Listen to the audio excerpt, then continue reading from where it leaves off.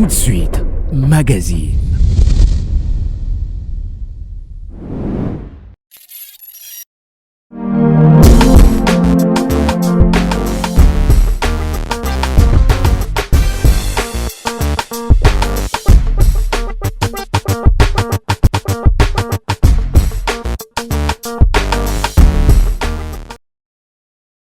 Nouveau jour, nouveau défi, nouvelle histoire, nouveau numéro de l'émission Les jeunes s'interrogent. Aujourd'hui, nous échangerons autour des IST mal soignés, quels risques pour les jeunes.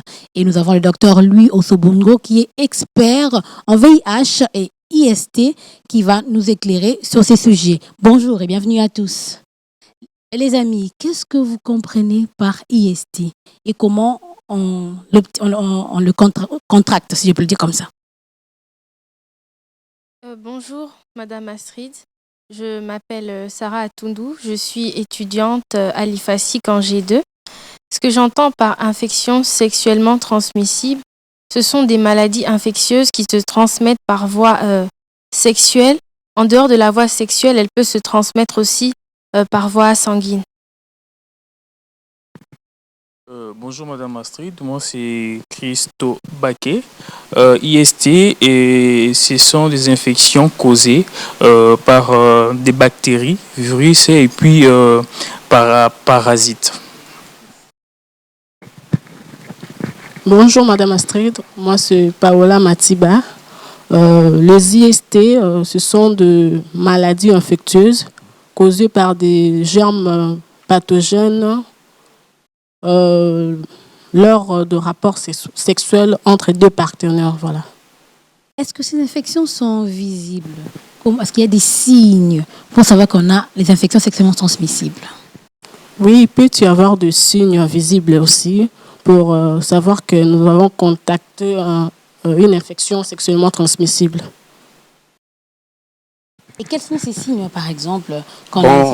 Par exemple, Madame Astrid, votre santé peut commencer à se dégrader d'un moment à l'autre et du coup, vous perdez du poids. Et déjà, on peut comprendre que vous avez quelques infections dans votre organisme. Oui, Christophe.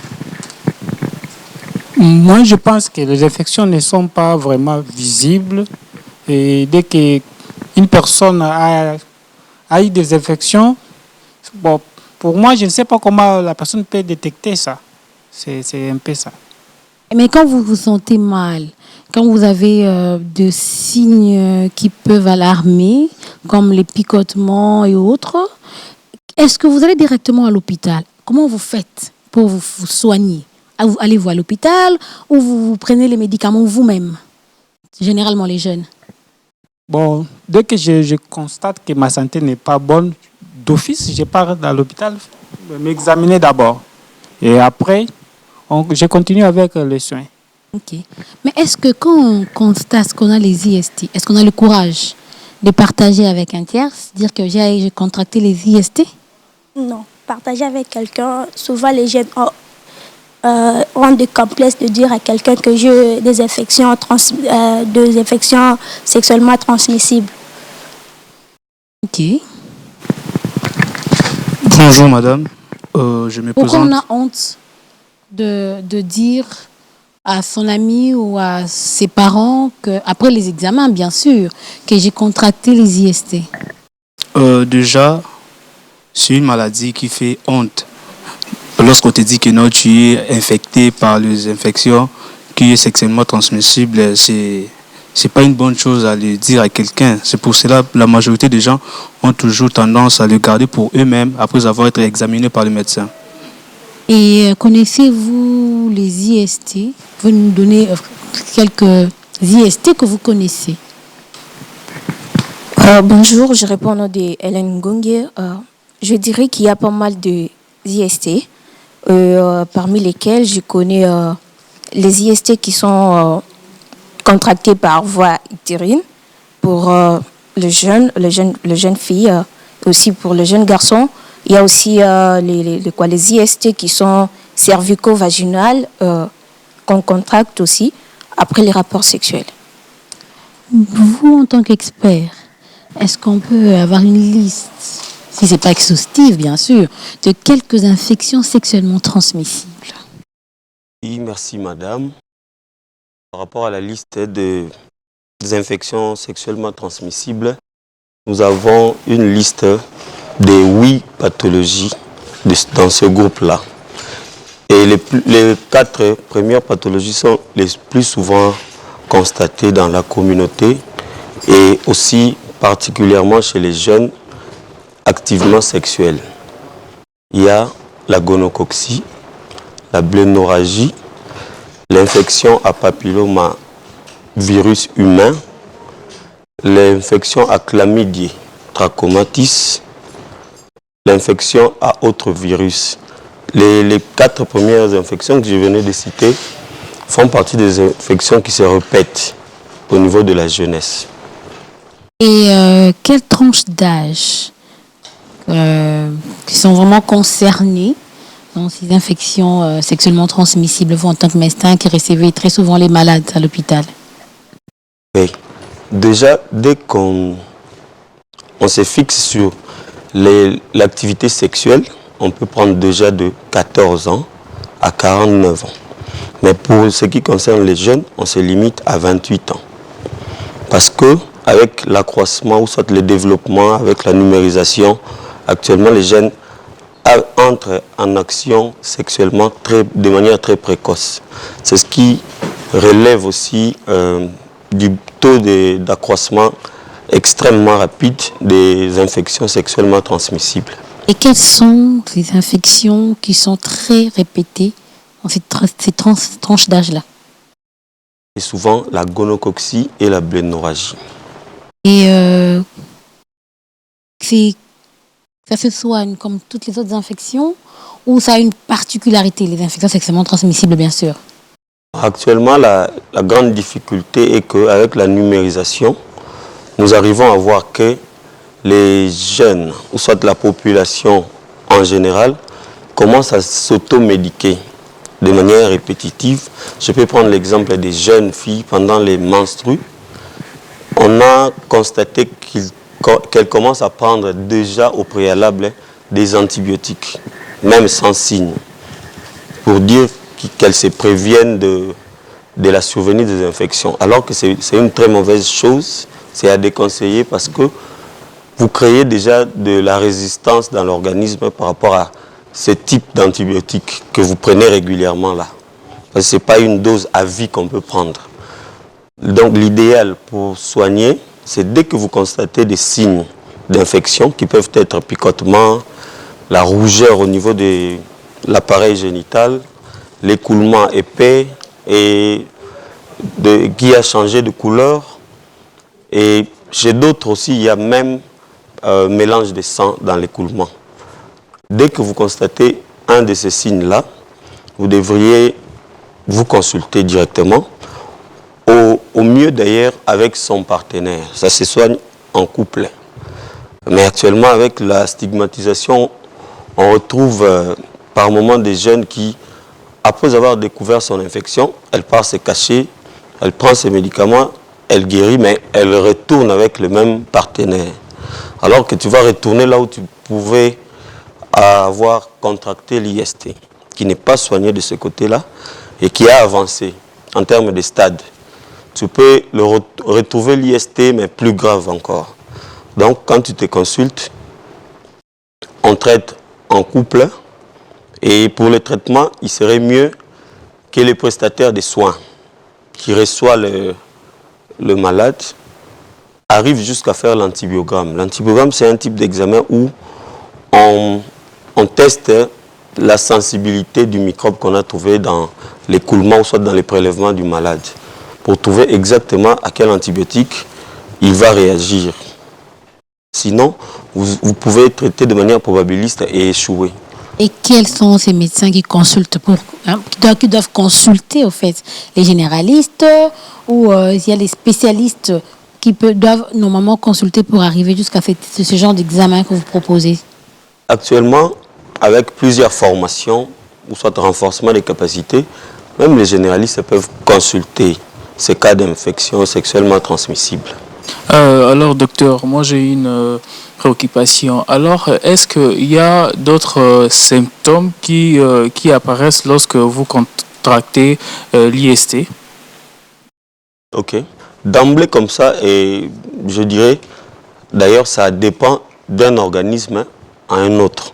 Et puis, ça dépend de la virulence du microbe, soit de la bactérie que vous avez contractée. Il y a d'autres bactéries qui restent occultes.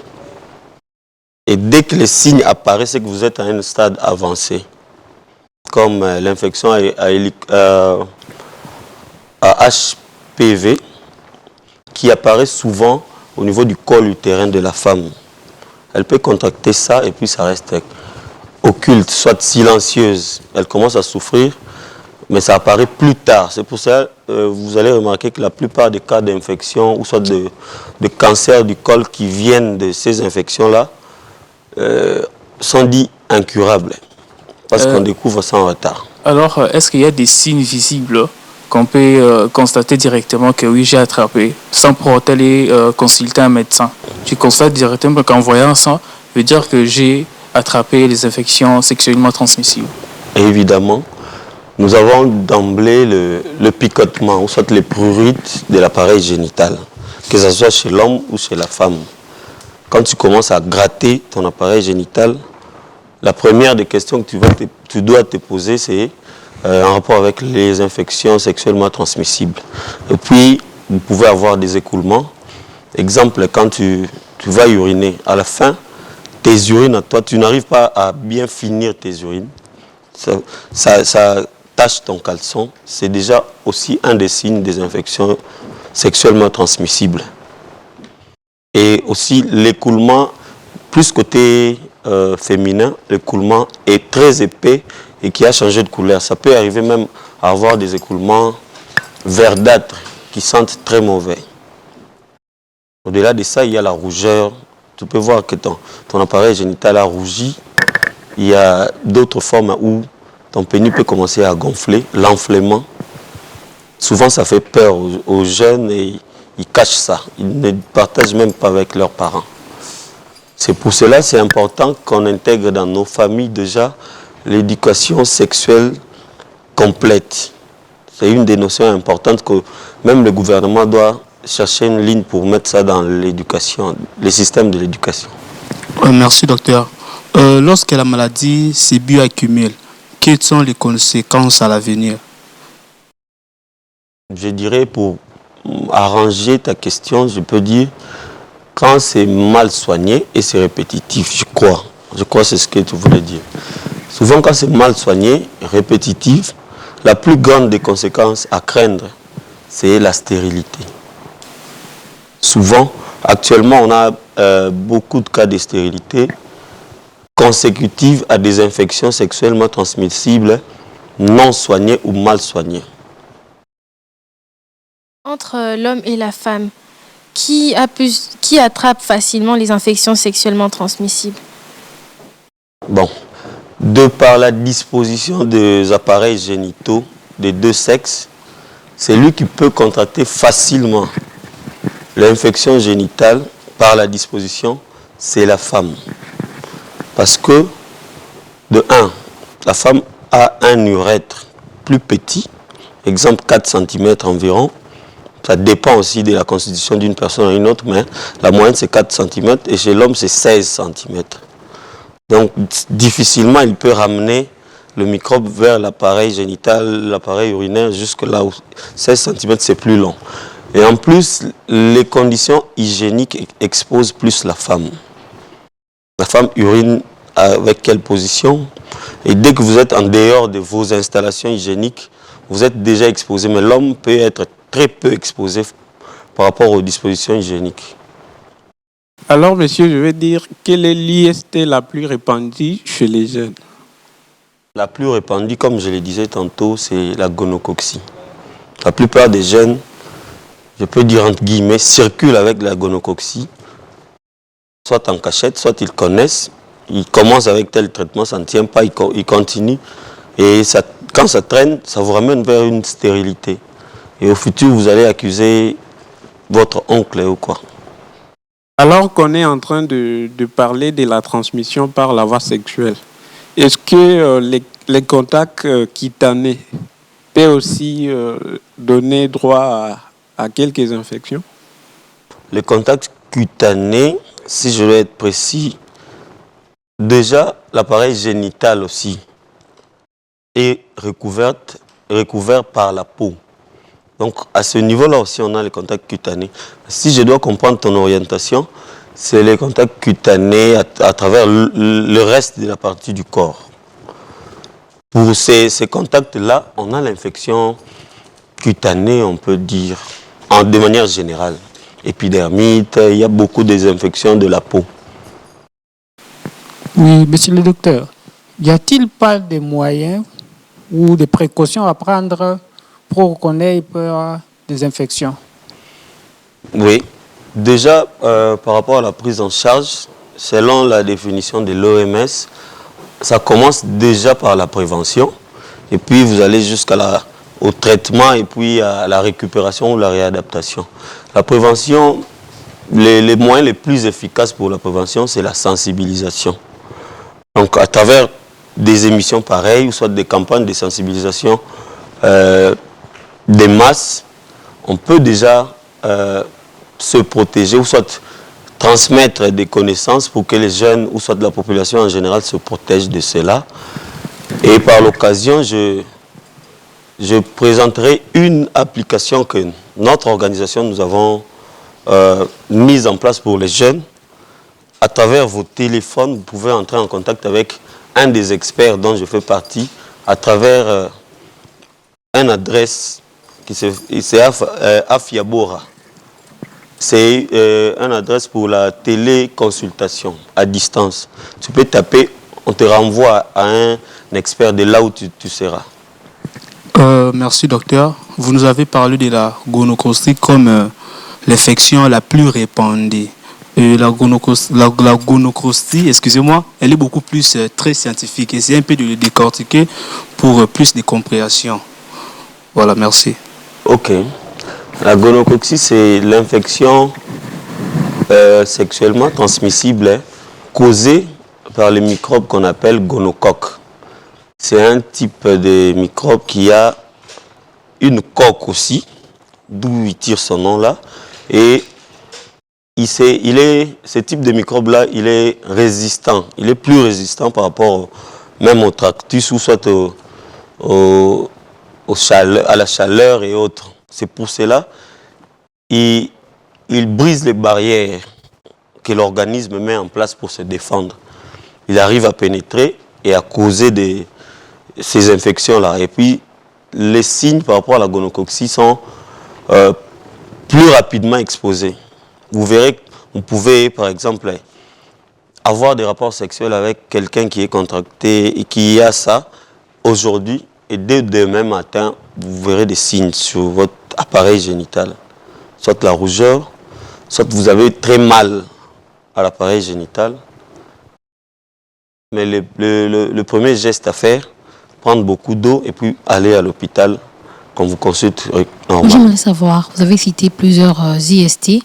Est-ce qu'elles toutes plutôt présentent les mêmes signes ou il y a des spécificités pour chaque IST? Ok. Bon, toutes les IST ne présentent pas les mêmes signes. Par exemple, l'infection à chlamydia est caractérisée par l'écoulement verdâtre. Si moi, prestataire de santé, je suis devant un écoulement qui vire vers la couleur verdâtre, la première des réflexes, c'est je suis devant une infection à chlamydia. Mais si l'écoulement est côté jaunâtre, soit jaune pâle, je me retrouve côté gonococcie et blénorragie. Mais pour aller plus loin, l'infection à HPV, à papillomavirus humain, il n'y a pas vraiment de signes d'emblée, mais à un stade plus avancé, vous verrez qu'il y aura douleur, rougeur, même saignement aussi. Donc il y a d'autres types de femmes qui ont des douleurs au contact. Là, il commence le rapport sexuel, elle a des douleurs. Ça fait aussi partie des signes d'infection sexuellement transmissible. Est-ce qu'il y a des examens spécifiques pour chaque IST ou on passe le même examen pour découvrir toutes les sortes des IST? Déjà, si vous vous retrouvez devant un prestataire de santé qui est formé, hein, qui est renforcé en capacité, il saura déjà à partir de l'anamnèse, hein, comme on dit en jargon médical, ou soit la série de questions-réponses entre patient et médecin, il saura déjà orienter son diagnostic vers un type de IST, en fonction des réponses que vous allez donner. Par exemple, il vous pose la question, vous avez mal à l'appareil génital. Si vous dites non, il écarte déjà un des types des IST. Vous avez des écoulements. Oui, docteur. Il revient, il rassemble deux types des IST. Gonococcie, ou soit 3 types, gonococcie, blénorragie et infection à chlamydie. Et il doit obligatoirement poser la question par rapport à la couleur. Quand il pose la question par rapport à la couleur, ça donne une démarcation parmi les 3 là. Mais il y a des moments où les prestataires peuvent être bloqués parce que la patiente, ou soit les patients, n'a pas trop d'éléments sur sa maladie. Le médecin vous pose, vous avez de la fièvre. Il dit, ah, je ne sais pas, peut-être je me sens chaud la nuit. On ça n'oriente pas très clairement les médecins.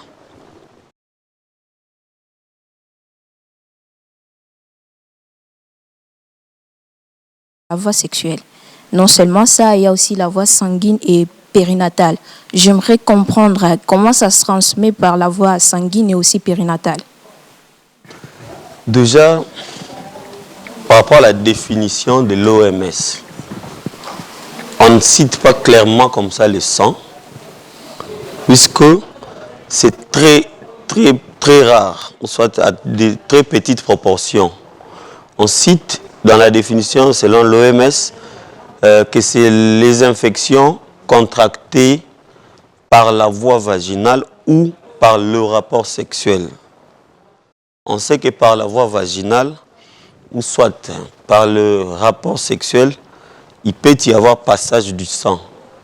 Si un des partenaires a du sang, il peut y avoir passage du sang. Et c'est par cette voie-là, parce que la peau a ce qu'on appelle des pores.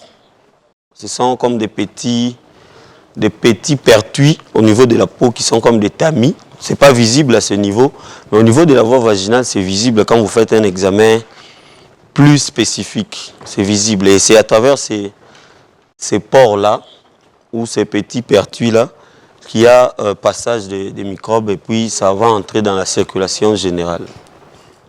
De toutes les IST qui existent, quelle est l'IST la plus dangereuse?